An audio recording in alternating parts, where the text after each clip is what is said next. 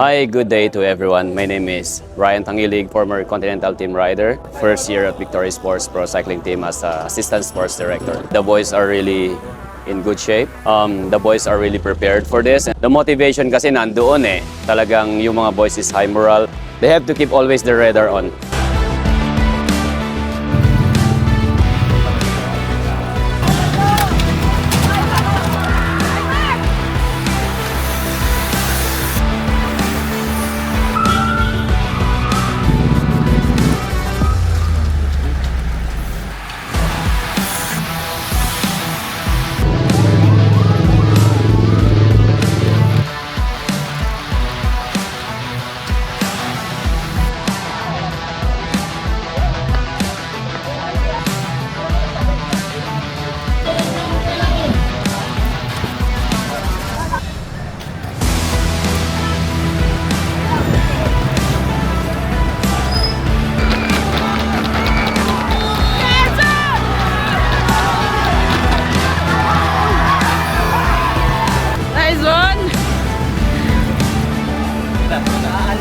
Well played.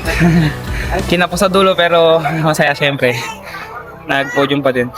Cycling sometimes win, sometimes not, but in the elite second for very little, and in under 23 first and third, junior second, so it's a good start. Yung moral ng team is very high naman talaga as always, and main objective is to win, but this is not their thing. For them is to be able to activate their legs, and then of course maayos yung condition nila for tomorrow and for the next day. So yun ang pinaka main goal natin is for 26 and 27 for the road race. But today all we have to do is let them push as much as they can and to have fun and to ride safe of course and to activate the muscles. That's the main thing, main goal. Thank you.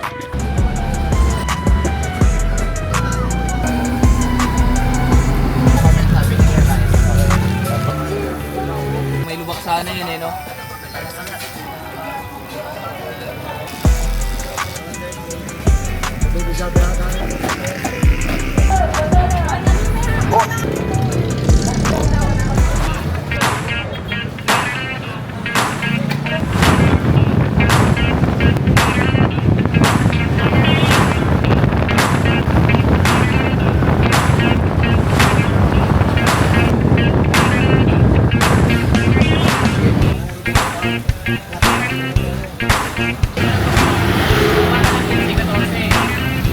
Guaranteed yun. Pag kaliwa mo, full gas up, hooks. Diyan ka mga kalabang, kakain ka ng oras doon.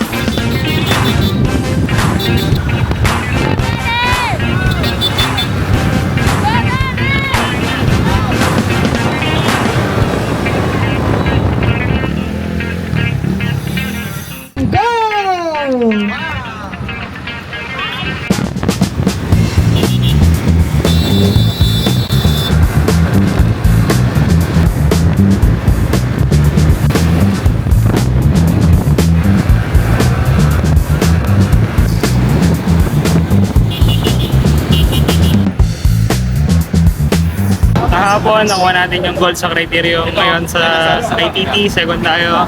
Siyempre, masaya yung ensayo natin, nagbubunga. Last race natin, bibigay pa natin yung best. Ano pa yung kayang pagandahin, gawin natin. Yun lang. Thank you. Masasabi kong mas challenging siya kaysa last year. Ngayon ko lang nasubukan na mag-time trial na ganito. Lusong, ang lakas ng hangin, hindi ako ganun kabigatan. Kaya siguro yung naging resulta, yon. Third tayo, pero masaya pa rin ako dahil ginawa ko yung best ko.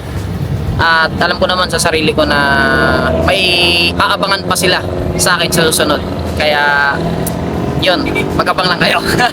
Maganda yung results ngayon. Siyempre, as always, gusto natin yung first place sa lahat ng kaya natin. Pero at the moment, ito yung kaya ng riders natin.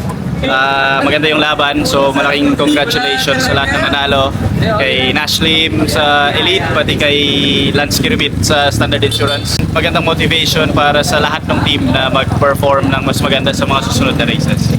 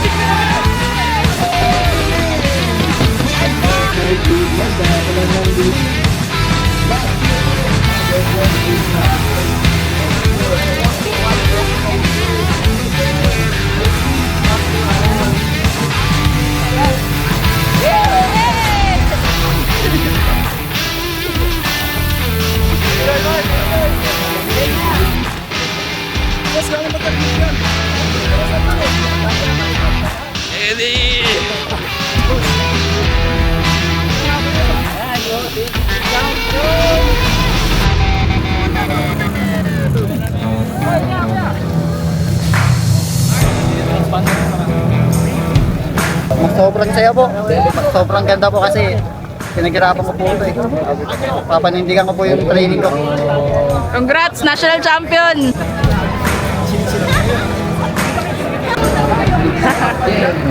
Sakto dyan, remate yan. Remate pa, kahit pa paano. Sobrang saya nung team ngayon dahil for us na defend yung national title, marami kaming bala na nakahanda and napatunayan namin na yung sistema ng team gumagana. Napakaganda ng teamwork na ginawa nila and of course napakaganda nung ginawa ni Mark today. Hinabol niya from the chase group. Nakarating siya sa front group tapos nilaglag niya lahat ng nandun. Tingin ko walang mas magandang feeling kaysa yung manalo ng mag-isa na alam mong nagawa ng team yung kaya nilang gawin para sa lahat, para sa isang rider. So yun, malaking congratulations kay Mark. Nakita namin lahat ng paghihirap niya sa ensayo, kung gaano siya ka-determinado and marami pa. Yung potential ni Mark mas malaki pa kaysa sa kung ano yung nagagawa niya ngayon. So we cannot wait until makita namin kung ano pa yung potential niya na ma-unleash natin.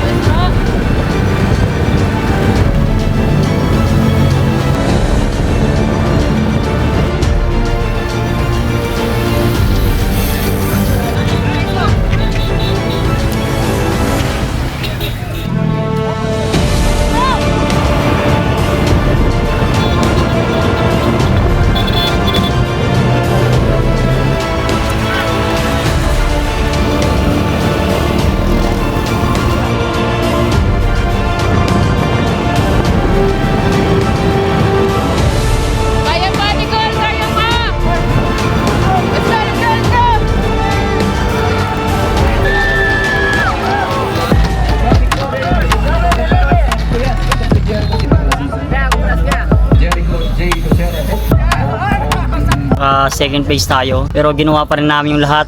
Ayun, nagawa naman yung play, karon ng simplangan, kaya medyo kumunti kami yung tao sa harap. Yung kanina 3 na kami sa harap, kaya sacrifice na kami dun.